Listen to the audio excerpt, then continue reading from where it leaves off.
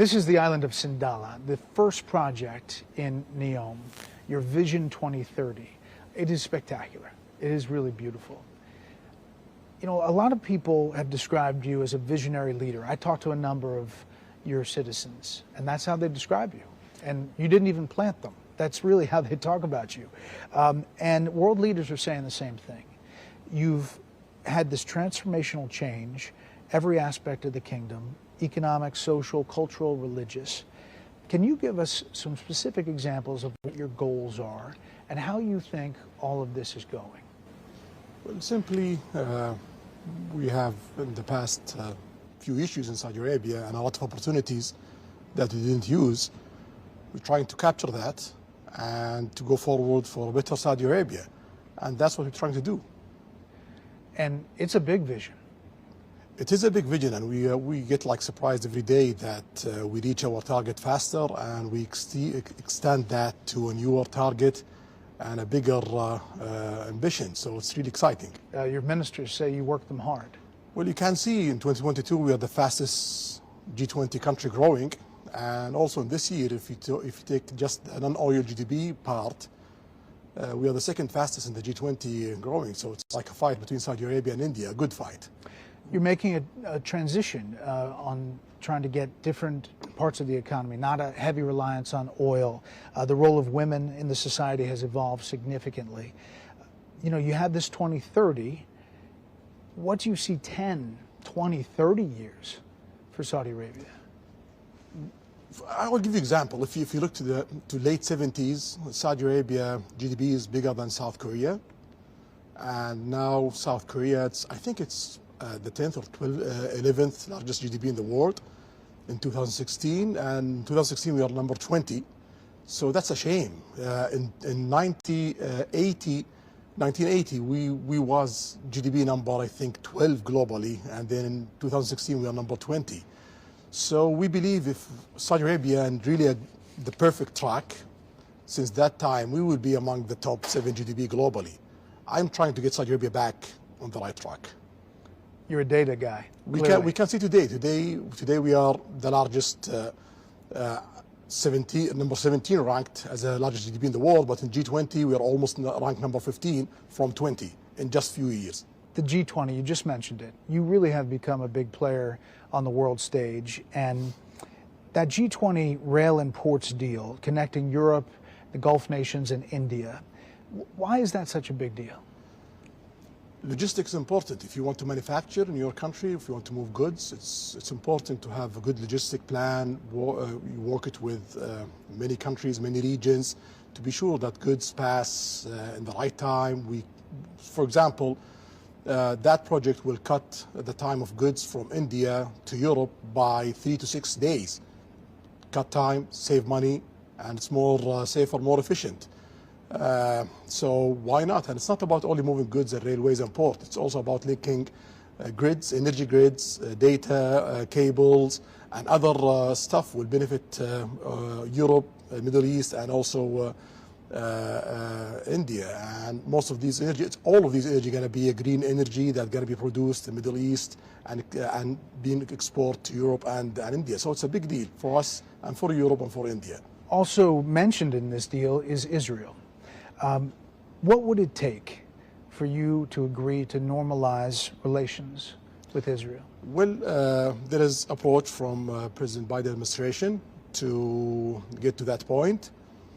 For us, the Palestinian issue is very important. We need to solve that part, and we have a good negotiations continue till now. We gotta see where it will go. We hope that it will reach a place that it will ease the life for the Palestinians and get Israel back, as a player in Middle East. There were reports that you had suspended talks. No, that's not true. Not true. So you think, if you were to characterize it, are you close? Every day we get closer. It seems it's for the first time a real one, serious. We're gonna see how it goes. Can you make a deal with Israeli Prime Minister Benjamin Netanyahu? Is that somebody you can deal with? Well, in Saudi Arabia policy, we don't interfere of who's running each country, who's there. We work with him. Now we don't have a relation with Israel, but if Biden administration succeeded to make, I believe, the biggest historical deal since the end of the Cold War, then we're going to start a relationship, and that relationship going to be continuous regardless of who's running Israel. So, I mean, he's 73, you're 38, but you think maybe there's a chance that you could deal with him? If we have a breakthrough of reaching a deal that give the Palestinians their needs and make the region come, we're going to work with whoever's there. Not to go too far, but the concessions Israel would have to give the Palestinians, what would that look like? That's part of the negotiation. Okay. Yeah, I don't want to describe things because I want to see really a good life for the Palestinians. So I want just to continue the negotiation with the Biden administration to be sure. Well, on the U.S. side, would there be a defense pact maybe between the Saudi Arabia and the United States? And what would it look like, Article 5 in NATO? Yeah, first of all, we have some sort of that in the past 80 years. We are the biggest buyer from American armament manufacturing. I believe Saudi Arabia alone is bigger than the next 5 buyers from America. So Saudi Arabia is critical in your armament import economically. And we have a lot of security military ties that really strengthen the position of Saudi Arabia in Middle East and strengthen the position of America globally, especially in Middle East. You don't want that to be shifted. You don't want to see Saudi Arabia shifting their armament from America to other place. So that document, it will strengthen that. It will strengthen the interest of America, security interest, military interest, and also economical interest. And also it will save effort and headache from the Saudi side of not switching to other places. You know, there are many people who wonder why you first normalized relations with Iran, a longtime enemy who back in 2017 attacked your oil facilities, but yet not yet Israel. Can you explain that? Based on situation and politics. So we have a long fight with Iran since '79.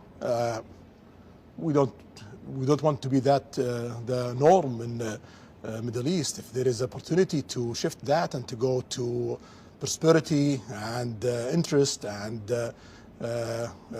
working with Iran and working with other Middle Eastern, bringing Iran to work with the Arab world, with the Middle East, why not? So the Iranian reached to the Iraqis in 2020.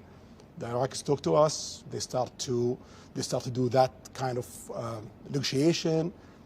We have few obstacles. China come in, solve it, and then we have a good start. We hope that continues. We're trying our best, and also what we see from the Iranians that they're taking this very seriously and they are doing their best. So we are investing in that. That's a big change, and clearly you can see outside the box on these deals. You know, you can look to that. Are you concerned though Iran gets a nuclear weapon, about them getting a nuclear weapon? Well, we are concerned of any country getting a nuclear weapon. That's a bad move, and you don't need to get a nuclear weapon because you cannot use it. Even if Iran gets a nuclear weapon, any country use a nuclear weapon, that means they are having a war with the rest of the world. The world cannot see another Hiroshima. If the world see 100,000 people dead, that means you are in a war with the rest of the world. So it's a useless effort to reach a nuclear weapon because you cannot use it. If you use it, you got to have a big fight with the rest of the world. If they get one, will you? If they get one, we have to get one for security reasons, for balancing power in the Middle East, but we don't want to see that. Yeah. It's just a big change. You know, a lot of the world experts are saying how you can isolate Iran and try to prevent them from doing what they have been doing. And then just the image of your Saudi team, football team, going to Tehran to play is just striking, right? Well, that's good. That's part of the movement, and we see very warm welcome from the Iranian side to the Saudi team. I believe Saudis take that very positively. Iran has been fighting this proxy war in Yemen against you. Just today, there were these high-level talks over the past 5 days with the Houthi rebels inside the kingdom. And the quote from your people is that it was positive. Secretary of State Blinken said that this is a time of opportunity. Do you think it is? Yeah, definitely. Our aim from day one is to have good life for the Yemenis, good life for the whole countries in the region. For us in Saudi Arabia to progress, to do really great progress and great growth and creating amazing economy in Saudi Arabia and have close to 100% of succeeding of what we're trying to get, that means we need a stable region. To have a stable region, you need economical development in the whole region. You don't need to see problems in Yemen. You need to see Iraq going really forward. You need to see Iran going really forward. You need to see Lebanon going forward. You need to see the rest of the region going forward. And we are working with GCC, with Egypt, with other players in the region, and also with the global players, with our allies in America, to make that happen. That's good for the rest of the world, because you see, when the region is disturbed, ISIS come out, Al-Qaeda come out, terrorist attack come out, piracy come out. So we don't want to see these events. You want to see opportunities for American companies, for European companies, for the rest of the world, and for more growth in a place that create problems in the past few decades. I mean, obviously, more than 150,000 people died in Yemen. It's been a big humanitarian crisis, but you all put in billions of dollars to help in that, and it doesn't get covered a lot. Do you think it's close to kind of wrapping up? Well, we are the biggest country in the world who give aid to Yemen in the past and today and tomorrow. And we want to increase that, and also we want to start to invest in Yemen in the economical part in all sides of Yemen, and we are in the process of doing that, even if there is a ceasefire and there is no political agreement yet. But we are trying to push all the areas forward day by day. Just a couple more things on Iran. Do you think it was a good idea for the U.S. to allow Iran to access that $6 billion in exchange for the 5 American hostages? You know, you cannot say it's a bad or a good policy, but what I would say that it's a step.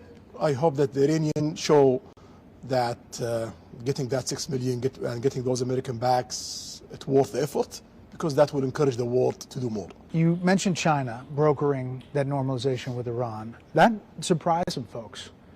Why choose China in that role? We didn't choose China. China chose you? China chose to be a broker to make that happen. There are signs of change. Obviously, the renewal of relations with Iran, brokered by China, possibly joining BRIC. China's a big component of that. Is the kingdom reevaluating its security partnerships, kind of trying to think of different ways to do it? No, BRICS is not about political alignments. So if you look at the G20, you have like 2 groups inside the G20. You have the G7 and you have BRICS inside G20. We tried to join the G7 at President Trump time, but some of the countries in G7 have like requirement to be part of that. And we are seeing that if we continue for 1 decade without being part of group inside the G20, that could really create obstacles for us economically. So BRICS is an option. They invite us, and we welcome that. And BRICS is not a group against America or the West. You have a lot of allies in BRICS. You have India, you have Brazil, and you have South Africa. Those are also as your allies. You talk to all these world leaders. I mean, you talk to all of them. And when was the last time you talked to President Xi? Something around, I'm not sure, You've talked to him 4 months. Yeah, we talk a lot every year. Yeah. How do you see him? What's he like? Well, he's trying to do the best for China, and he has all the right to do that. He's a leader of a country, and he wants his country to succeed and to grow, and he have more than 1 billion people. You don't need to see China failing. If you see China failing, it's around 13-14% of the world GDP, and it's around 15 to 20% of the world population. If that country falls, everyone on the planet falls, even America. You know, obviously there's a lot of concern in the U.S. about Taiwan. As you know, President Xi, when it comes to that issue, what do you think his Vision 2030 is? We announced our policy in that. We believe in one China, and I believe so is America believing in that. There is few arrangement there. I believe the Chinese is respecting that till now, and we're going to look forward how it goes. What about Russia? You deal with President Putin. What's your thought about Russia inside Ukraine? What's happening there is something bad. We don't want to see it. Invading a country, it's something against the rules of the UN. The Saudi vote against that. The Russians have their excuse of why they did that, of expanding the NATO, etc., of their lists of excuses. But invading a country is really bad. In Saudi Arabia, we have a good relation with Russia, and also we have a good relation with Ukraine. We have amazing and critical trade with Ukraine and Russia. So for us, we try to do our best to push for a few steps to solve this problem. I mean, you tried to host peace talks.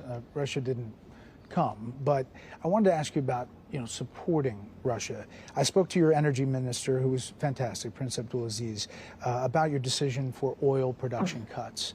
And he told me that it was based on volatility and trying to stabilize the market. There are some supporters of Ukraine who say by doing that and prices spiking that you have essentially boosted Russia's war effort at a time when the country, every country, a lot of countries are trying to squeeze him to get out of Ukraine. So how do you deal with that? So you're talking about support of Ukraine, but how about the president of Ukraine? What did he say? He said totally something against that. He said Saudi Arabia is supporting Ukraine, supporting to solve the problem between Ukraine and Russia and trying to be a mediator to help in that area. And if we are doing a deal in OPEC Plus country to support Russia, Iran is part of the OPEC Plus country, and at that time, Iran was our enemy.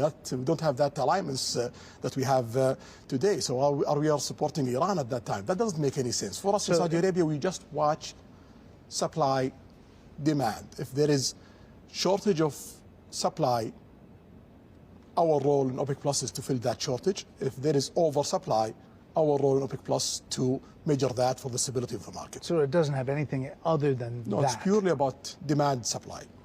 It is coming up on the 5-year anniversary of the brutal murder of journalist Jamal Khashoggi in your consulate in Turkey.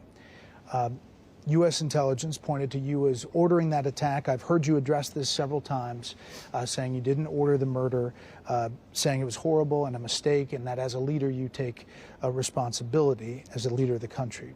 But 5 years later, what do you tell people in the U.S.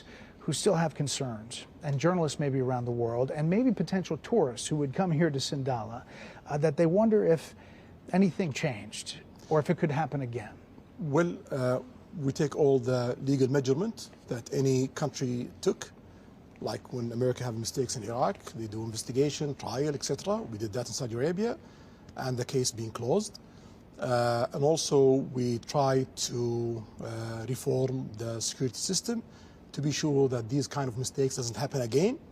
And we can see in the past 5 years, nothing of those things happen. It's not part of what Saudi Arabia do in the last 100 years. It was a mistake, it was painful, and we are trying our best to be sure that we reform our system to work by the book and to be sure that everyone is safe, not in Saudi, in the whole globe.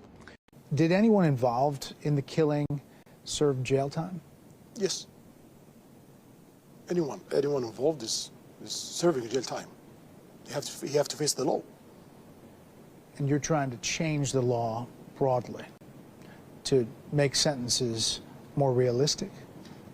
More realistic for us as Saudi, not for foreign people.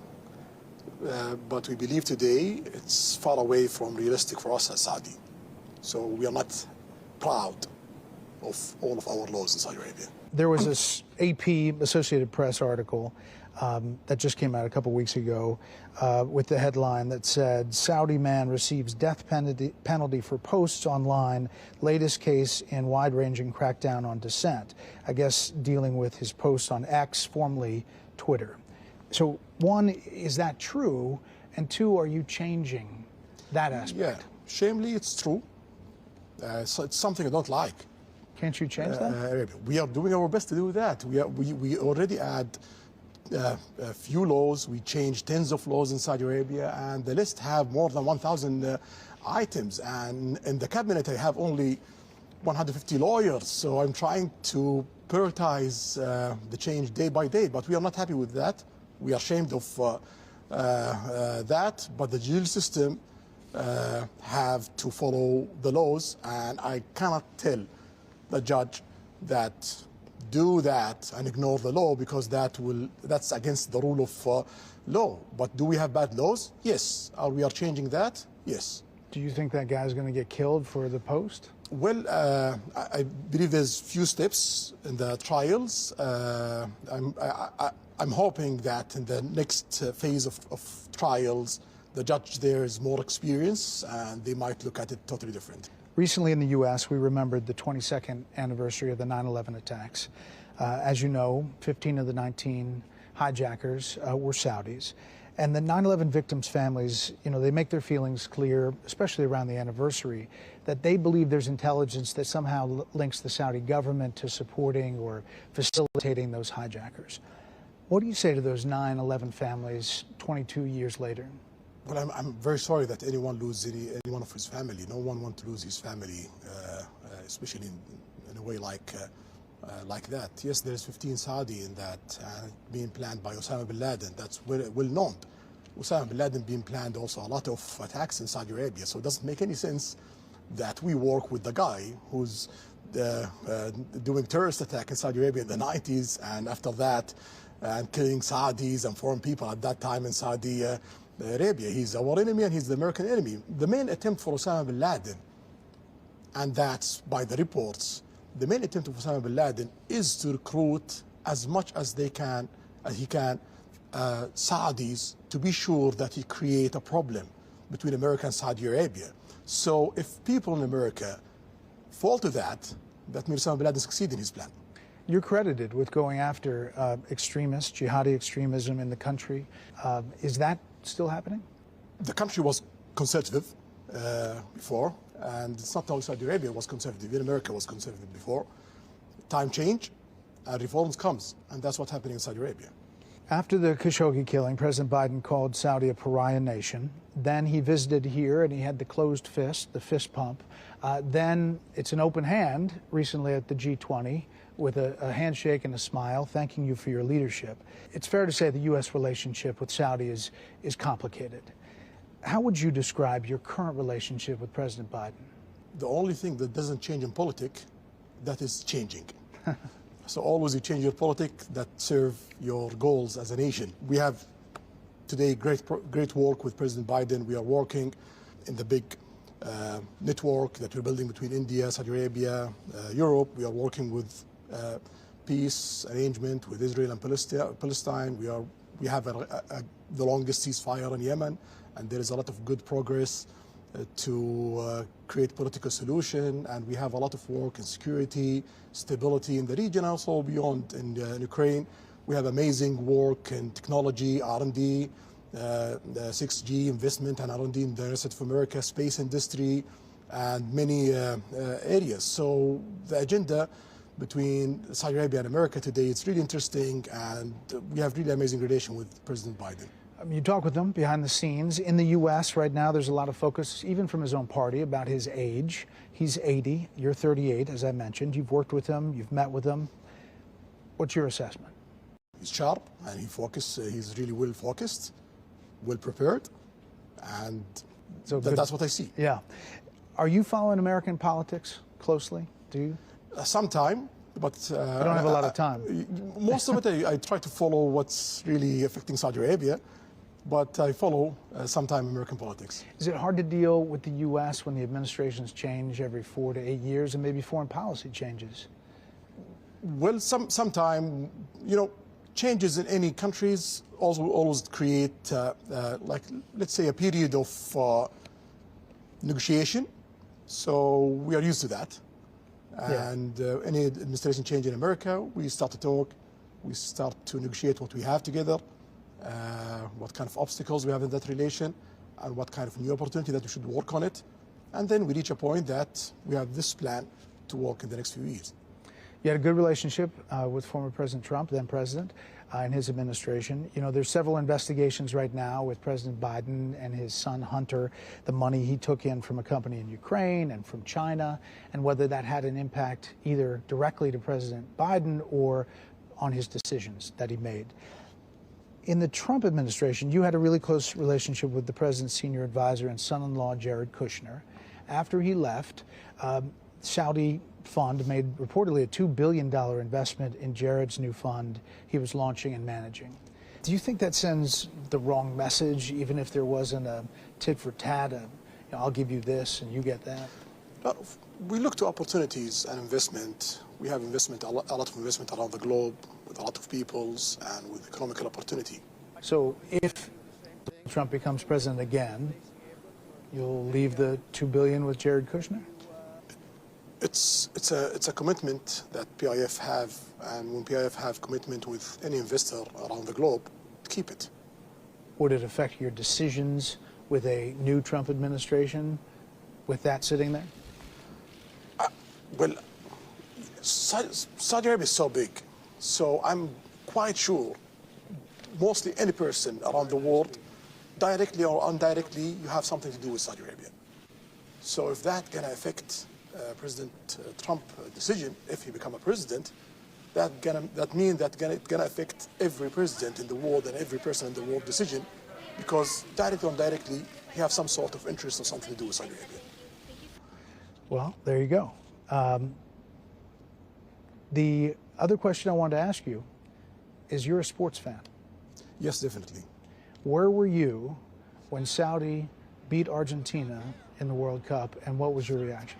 I was with my family, my brothers, their wives, their kids, watching the game. And actually, we just want to get out from this game with no humiliation. We get surprised. I mean, it fired up people here. I talked to a ton of them, and they were really excited.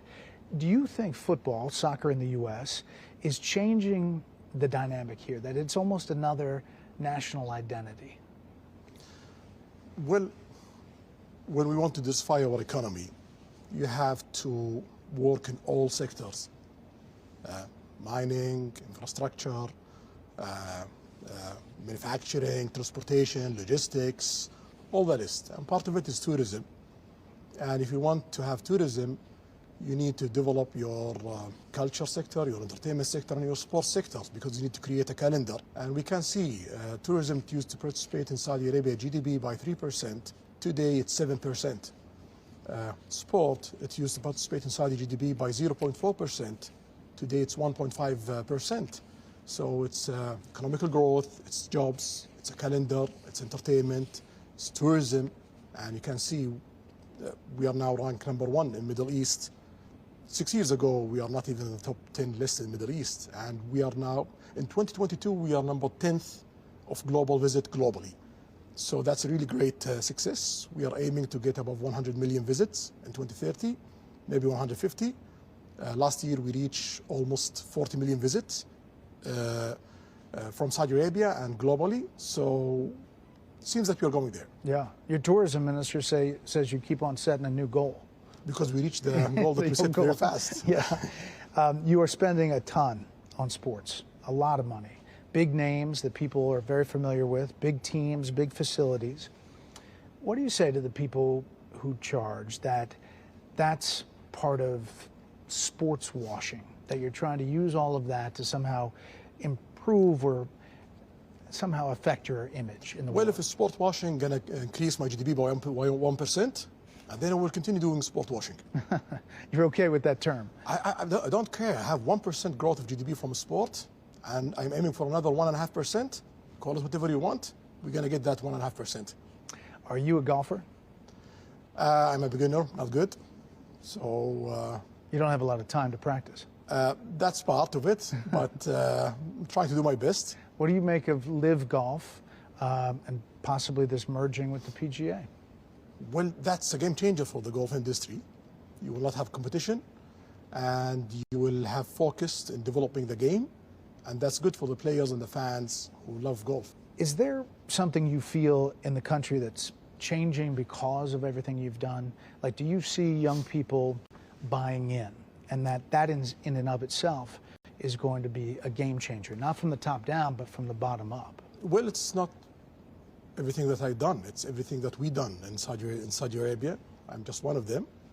And if the people doesn't buy in, it will not work. So first rule, people have to believe in it, and everyone have to push to make all the progress that we are having in Saudi Arabia. And it seems it's going really well. We are the fastest growing country in the planet, and we have the most ambitious projects in all sectors.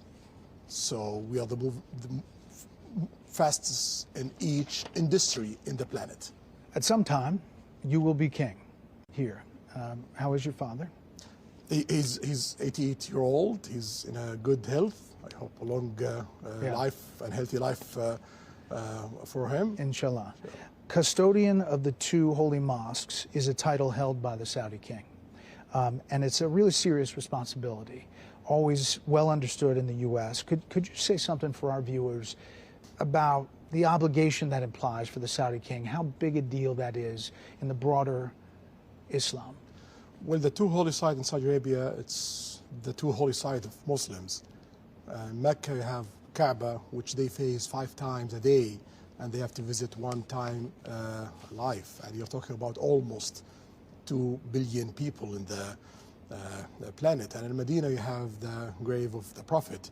So the duty of any king of Saudi Arabia and the duty of all Saudi peoples to serve those 2 places and to serve the visitors of those places. And I believe we did a wonderful job in that area.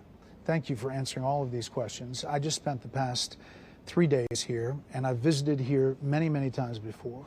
And I personally have seen major transformations, not just for women, but the building and the cranes and how people look at this country. For people on the outside looking at this, what would you tell them? You know, if they want to come visit, they may be skittish about coming to Saudi Arabia because of what has been written in the past, what they see. What would you tell them? I will tell them the greatest success story in the 21st century is Saudi Arabia. This is the story of this century. Do you want to miss it or not? That's your call. And do you think you're going to slow down at all? No, we're trying to speed up every day. Your Royal Highness, we really appreciate this time. Shukran. Thank you.